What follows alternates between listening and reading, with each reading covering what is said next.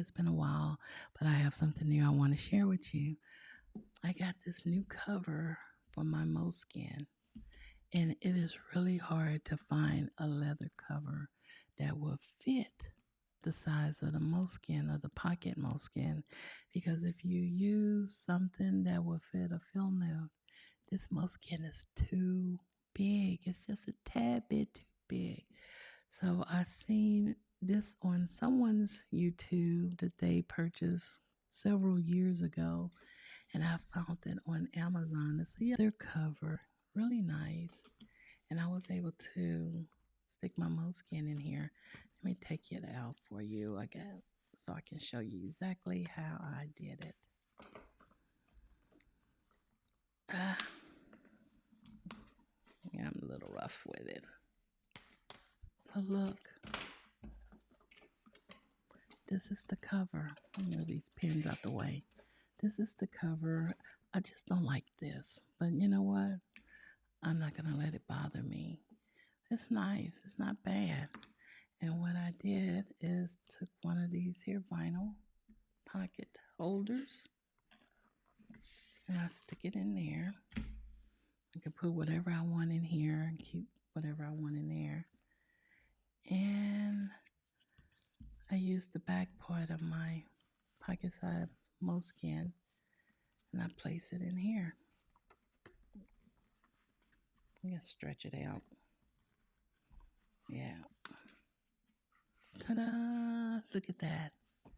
It fits. I have tried other covers out there and it didn't fit.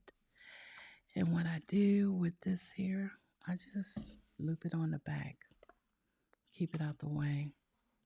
Make it a little bit neat. Yeah.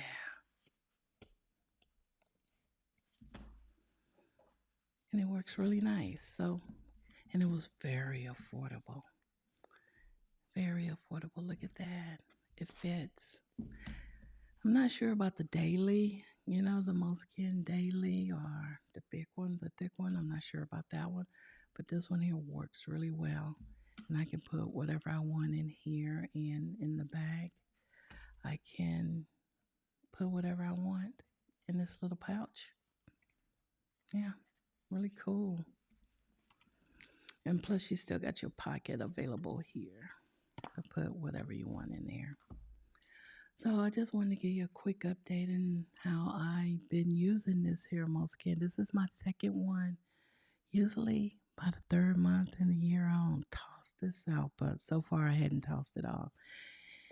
And as always, I have my favorite saying in here. It's just a reminder that nothing is perfect. It teaches me how to embrace imperfection, and I've been embracing it.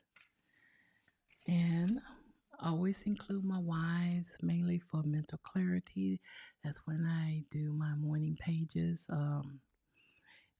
productivity and organization. I have my index. Usually I use about 4 pages for my index. That'll cover me for probably maybe 3 to 4 months. And then my favorite quote and scriptures, always a reminder to go back to. And I try to do something a little different. My future log, I have it January, February, and March. Then going forward, I just have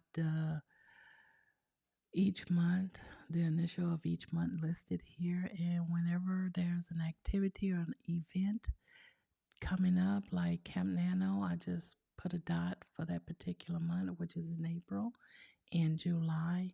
And it's just easier to look through or look at. If I know exactly what day, like the WWJ conference is November the 2nd, I just put a dot over here in November. So that's how I do that. My goals, I had them written, but I erased it. I don't know why, but I did. And then I had my actions over here well, I didn't do it right. It was supposed to be action for the first quarter. I actually finished my goals for the first quarter. I just need to go and write it down. And then my actions for the second quarter. I was going to do the third and the fourth, but it didn't work out that way. And I seen this on someone's YouTube channel a while back. another way that you can do your monthlies. So I just wrote down the number 1 through 31, usually 31 days. For February, it was 29, and this side is January.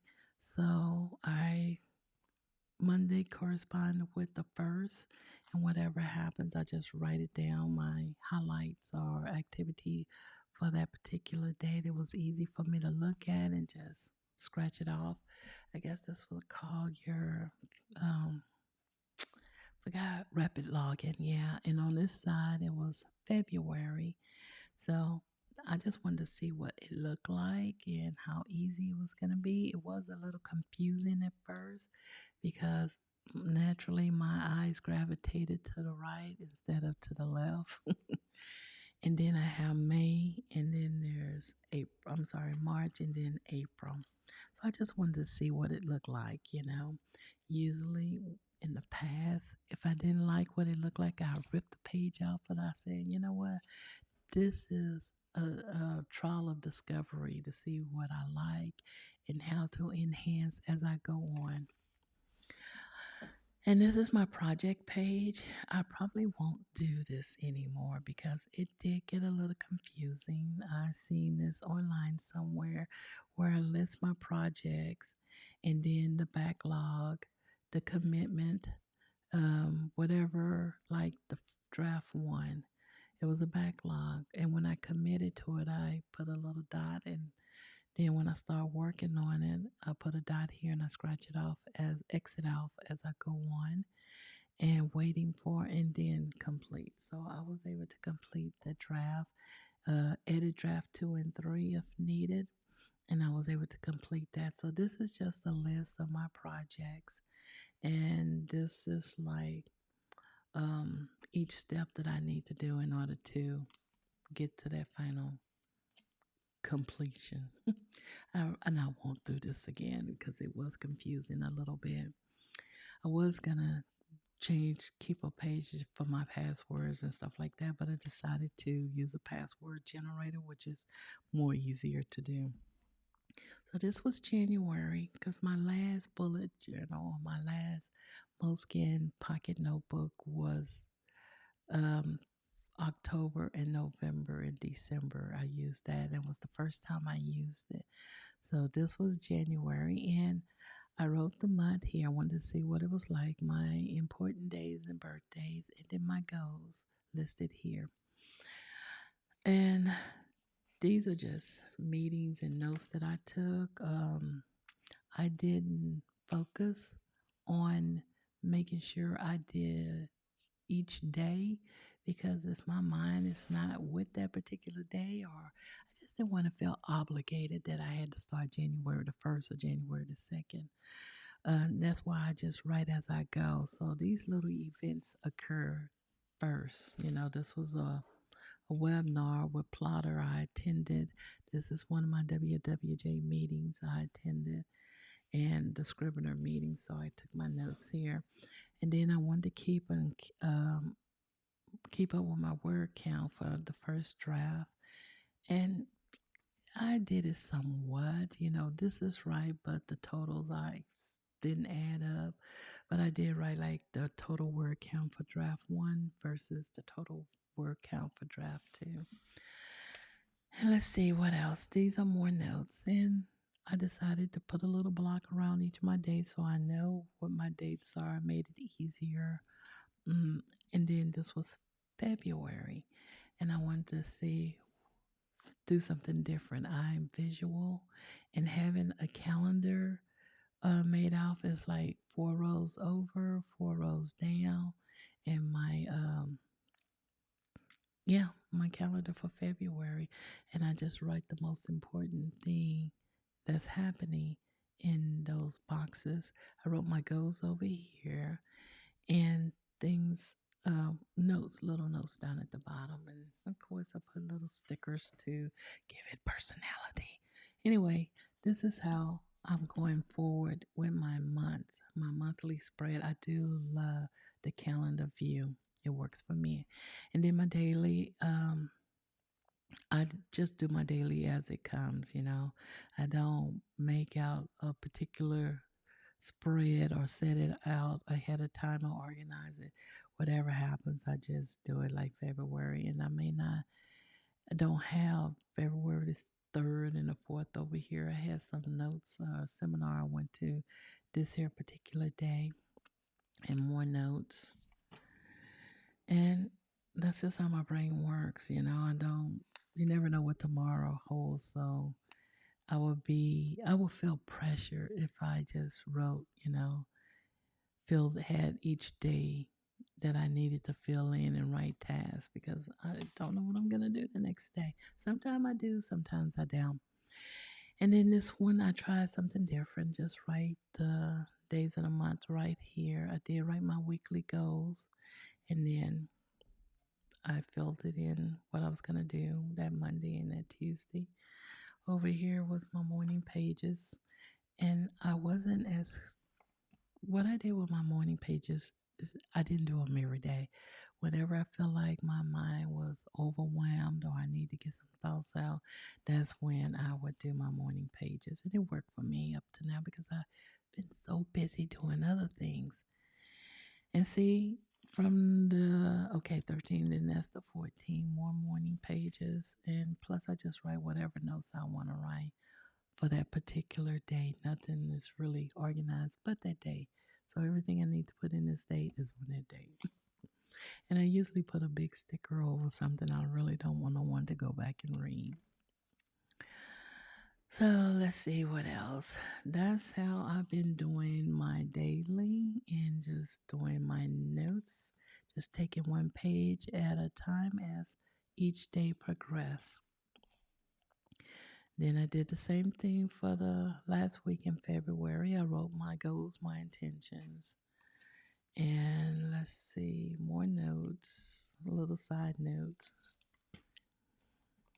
and little stickers. Don't forget, it's just a reminder. So if I'm on that particular day, that Wednesday the 28th, I just look at my little notes and go on with life and make things a lot easier.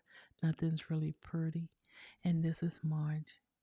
I love this kind of calendar. It's just so convenient, so easy to look at the date and put what's going on. Like this day, my birthday.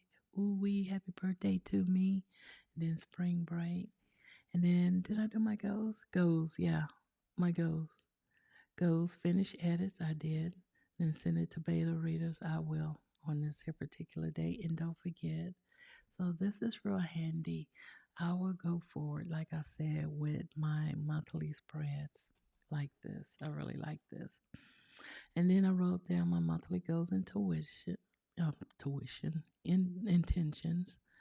And I just list down, I try to stick with three main goals.